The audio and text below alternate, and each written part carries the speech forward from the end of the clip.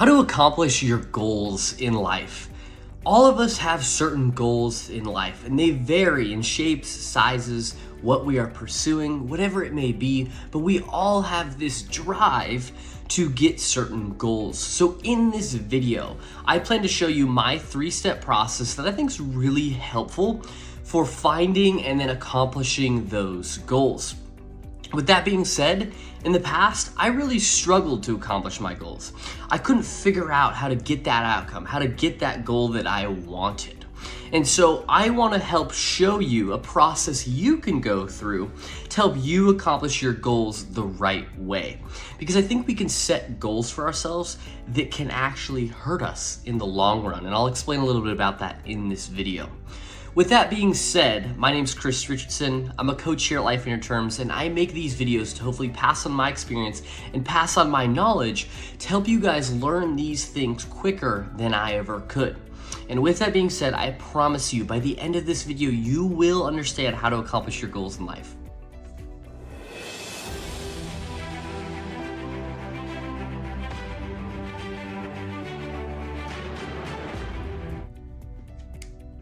So the first step in the process is to define. I think some people like to just jump in their goals and try to go accomplish them, but it's important to define which goals you have because different goals will have different approaches of achieving them. For example, if your goal is to have a beautiful family with 3 kids and you spend a lot of time with your family, a lot of time teaching your kids and being very involved in their life, being at every one of their soccer games, that is going to have a different approach than if your goal is to get to a career or create a business where you make a certain amount of money a year, because they're each going to have different approaches in how you go about them. And with approaches, I mean that with goals, how I like to think about accomplishing goals is to put the proper systems in place to make the goal as easy as possible to accomplish. So for me, in this workspace, there's not a lot in here. It's just kind of me, my computer, my tripod for recording, and there's some natural light windows right here. It's an easy system for me to work.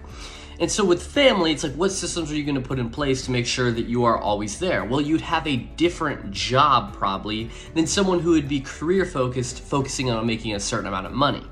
Or maybe you have a goal in life to have and enjoy every single experience that you go through. You want to travel the world. You want to be in nature, stuff like that. And those are great goals. But compared to someone who has a simple net worth goal, well, those goals will be different because having a net worth and money goal would be the antithesis of spending a lot of money on experiences and stuff like that. And yes, of course, with the money they could get there. But at first, the goals approaches would be different. So I want you to define what are your goals and what are your approaches for those because of the goals you have. And if you're struggling to define those goals, what those are specifically, I have a few exercises you can do. The first is the 4 situations. And the 4 situations are as follows. The first situation is that if I were to give you $100 million today, what would you buy with it? What would you do with it? Where would you go? The second situation is that if I told you I'd pay you $100,000 a year, you could do whatever career you want or do whatever you want, what would you do with that time? The third situation is that if you had a 3-year expiration date, I told you 3 years that you're gonna die, what would you do with your time? And the fourth and final situation is that if you were at your 100th birthday and you were hearing some of the legacy and some of the things people were talking about, what would you want to hear and what would be important for you to hear? These 4 situations each are uniquely different. It could provide you a lot of insight of like, oh, you know what? If I had $100,000 a year, I would do X. Or if I only had 3 years left to live, I would spend that with my family. And you're like, you know what? I haven't put family as enough of a goal in my life. Those 4 situations can lend you those little insights to give you a certain goal and again, then adjust your approach towards that goal. On top of the 4 situations, another simple question you can ask yourself is, what does amazing look like 12 months from now? What are you doing? What are you working on? And a good few areas you can think about what amazing looks like is the balance wheel. So if you take that balance wheel in the description below, the balance wheel does a really good job of laying out your life in a really cohesive way. There's professional, relationships, health, and resources.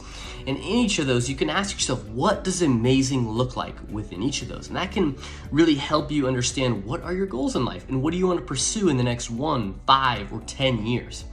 Now, when you think about 1, 5, or 10 years, don't think too much on the time frame, but just think about in that time, what do you want to be working on and what are some of the things you want to accomplish? And I'll tell you why you want to focus on the time frame in the next step. Now, on top of that, with this, ask yourself, what does amazing look like to you? Truly visualize what does amazing look like. Sit down. I would actually encourage you to write it out. I have a visualization that I do every year that I write out what does amazing look like, and that really clearly defines that is my true north, that is what I'm driving towards. And it gives me a really easy way, a filter of if an opportunity comes my way, I go to my visualization, doesn't align, nope. And that visualization can change over the years, but I know for that year, that is what I want to work on. And when I define that, my approaches become a lot simpler. Another question you can ask yourself is, what does making the most out of your life? I think a lot of people have a goal of happiness, and I disagree with having a goal of just being happy in life, because then that negates all other emotions, and all other emotions, in my opinion, are healthy to feel. So to only feel happy wouldn't necessarily be a good thing. And on top of that, happiness does not align with making the most out of your life. Our time is limited here, and so you want to make the most out of the time that you have. And only being happy, I'm not happy to go to the gym every day. I'm not happy to go spar. I'm not happy to work all the time. But I know those things align with my goals in life, and those things will make me feel like I am making the most out of my life, if that makes sense. So I really want you to spend a lot of time on this definition, this first stage of defining your goals, because it's going to set up the next 2 steps. So first step is just to simply define your goals. So the second step in the process is going to be to set clear process goals. And I say process because you don't want to set outcomes, because I've ran into a wall setting outcome goals. In the past, I'd say, oh, I want to make this amount of money in 12 months. And the problem with that is that making that amount of money is an outcome of certain inputs that I am doing. And with that outcome, sometimes it takes much longer, and I would argue almost all the time, it takes much longer than you think. So number 1, you'll be mad at yourself because you didn't hit that income goal. And number 2, you'll be mad at yourself because you didn't hit that income goal in that amount of time. And it can be really easy to get down on yourself. So I don't want them to be too time-based. I'll tell you my strategy. So with my quarterly goals, I always set work-based, simply the amount of working hours that I do. I used to set an outcome-based goal with how much money I've made, but I failed myself doing that. So now I set the amount of work I want to do. So it's typically hours in a week that I want to spend working. And it changes with seasons. There's seasons of life where you work more, you work less. And so it changes sometimes every quarter of how much I want to work, but I delegate the amount of hours that I work based on what I want to accomplish. And I only judge myself on the process, because those are inputs that I can 100% control. I can always control how many hours I spend wasting doing other things, or how many hours I spend working. And so it gives me a really good way to judge how good I did at accomplishing my goals. Because let's say you set a goal of making $100,000 in 12 months. Well, what could happen is if you could do double the work necessary to get there, but because of circumstances or because of that you're doing brute force work and you're not necessarily learning as much as you need to, you do 12 months, you don't make any money, and then on that 13th month you would have made all your $100,000 because you got the sales process in place, you got the marketing, you got everything in place that you needed to have. So that's why I don't want you to focus too much on the time frame, but I like to set daily, weekly, quarterly, and yearly goals. So with the daily goals, they're just my sticky note. And they are all inputs. I mean, there's nothing about making money on here. It's just, what am I gonna do with my time? My weekly goals is how many hours I wanna work. My quarterly goals are process-based things based on the balance wheel. And it's in each area. So professional relationships, health, resources, each area has a goal. And then my yearly goals is typically my yearly visualization of how I want my life to look, but I don't define it too much on an outcome. It's mostly based on process. What am I working on? What does my day-to-day look like? Because I found that I'm a lot more satisfied with my goals when I set them that way. And that's just what's worked for me. Maybe for you it works better. And again, this is all just my experience. I just want to share this because it's what's worked for me. Now, on top of that, To make your goals more likely for you to hit them, you can practice the 4 ITs of goal setting. Before, I struggled to hit my goals, but now that I've practiced these 4 ITs, it's made it a lot easier. And the 4 ITs of goal setting are to say it out loud, write it down, put a date on it, and share it or send it with someone. So literally say your goal out loud, write it down on a piece of paper, put a date on it, and then say it out loud. So again, with your goals, you don't want to put too much of a date on it, but let's say it's a simple goal like, by tomorrow I will send this email. That's something that you can really control, and it'll make sure you do it by tomorrow because you've shared it with someone as well. And that makes it a lot more likely for you to achieve it as well. So the third and the final piece is plan and action. Make it happen, if you will. So you want to ask yourself, what's your chain of action necessary for you to get where you want to go? So if we look at the daily, weekly, quarterly, and yearly goals, this serves as our chain of action because we have where we are and we have where we want to go. And those are the yearly goals.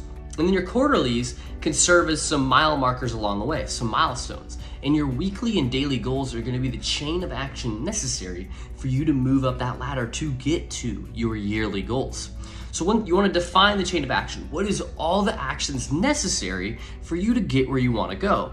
So for you, if your goal is to lose 30 pounds for the year, that's your visualization, you're thinner, a quarterly goal for you would be to go to the gym 4 times a week because that's process-based. You can tie them both together. So you have a yearly visualization that's a little more outcome-based, which is okay to have, but then you also have this process-based thing that you will judge yourself on. You're not gonna judge yourself on how much weight you lost. You're gonna judge yourself on the process. And so then you can define your chain of action. So, okay, my quarterly goal is for me to go to the gym 4 times a week. So what needs to happen on a daily level? And then you can just go through all the things. You need to set out your clothes. You need to get a gym membership. You need to get a program, whatever it is for you. And you can define that chain of action and make it a lot easier for you to accomplish. Now, on top of with your chain of action, you also want to, you want to prioritize what really moves the needle. So we can use this fitness example that laying out your clothes the night before might not be that big of a deal for you because maybe you have a lot of gym clothes. But for someone else, they need to lay out their clothes because they struggle to get up and they struggle to go have enough time to do this because they don't prioritize it. You know what I mean? So you want to prioritize what really matters. And so for me, something that I had to change is that I used to set a quarterly objective how many messages I wanted to send in a quarter. And one of the goals was like 1,500 messages in a quarter, whatever, on Instagram as cold outreach. And I found that I was kind of just beating my head against the wall because my deliverability went terrible and it was going to the spam. So that was no longer what was moving the needle. I needed to change what I was doing to still be successful. Sometimes you have to adjust and prioritize what's really important. You want to look at, is this thing, this action I'm about to take really going to help me accomplish my goals, or is it kind of just fluff? And you want to ask that about every action within the chain of action that you have. Now, on top of this, another very important piece in the action is simply consistency and persistence. Those may be the most important things of accomplishing your goals. I've been doing fitness for 6 years now, and I can tell you the thing that I owe the most is consistency and persistence. Same thing with my coaching journey. I've been doing coaching for about 1.5 years now, and if I would have stopped after 6 months because I didn't get that many clients, whatever, I, again, would not have been that successful. So it's important to consistently be persistent about these things because they're not just gonna come overnight and they're gonna take a lot longer than you think they are. Now, on top of consistency and persistence, it's important to conduct a quarterly review, like I said, with my messages to go into hours.